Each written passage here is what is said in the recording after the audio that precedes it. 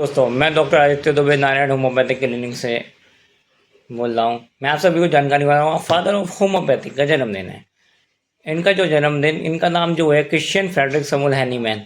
इनका जन्मदिन 10 अप्रैल 1755 इन मिस यानी स्टेट ऑफ मैक्सिको जर्मन में मनाया जाता है।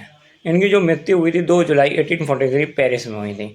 इनके जो फादर का नाम है क्रिश्चियन गॉड फ्रेडरिक सैमुअल। इनको जो शौक था पेंटिंग का और पुर्तकालीन चीज़ें बनाने का है। जस्ट लाइक जैसे कि इंडिया में हम लोग चाइना बोन चाइना के नाम से हम जानते हैं, यानी चीनी मिट्टी के नाम से जाने जाते हैं। ठीक, इनको बहुत बड़ा शौक था। इनकी जो वाइफ थी उनका जो नाम था जोना क्रिश्चियन स्पीसी। इनकी जो मृत्यु हुई थी 1790 में हुई थी। और इनके जो फादर और जब तक हैनीमैन का जो एज था वो शायद मेरे ख्याल से 32 के होंगे, वर्ष के हुए होंगे। तो हैनीमैन के फादर की डेथ हो गई थी।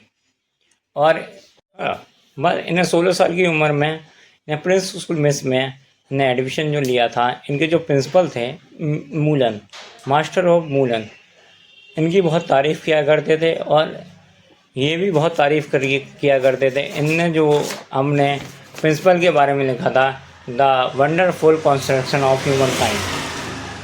और इनको सबसे ज़्यादा पता है आपको शौक पता है किसका था? ट्रांसलेट करने का। यानी आपको भारत में आप जानते हो ट्रांसलेट का मीन्स अनुवाद करना होता है। और इनको बहुत सारी लैंग्वेजों का ज्ञान भी था, जैसे कि इंग्लिश, फ्रेंच, इटालियन और ग्रीक और लैटिन सब और एटसेट्रा। और इनके जो लाइब्रेरी से वो भी बहुत इनसे प्रभावित थे। तो इनको I am thankful for this days and had A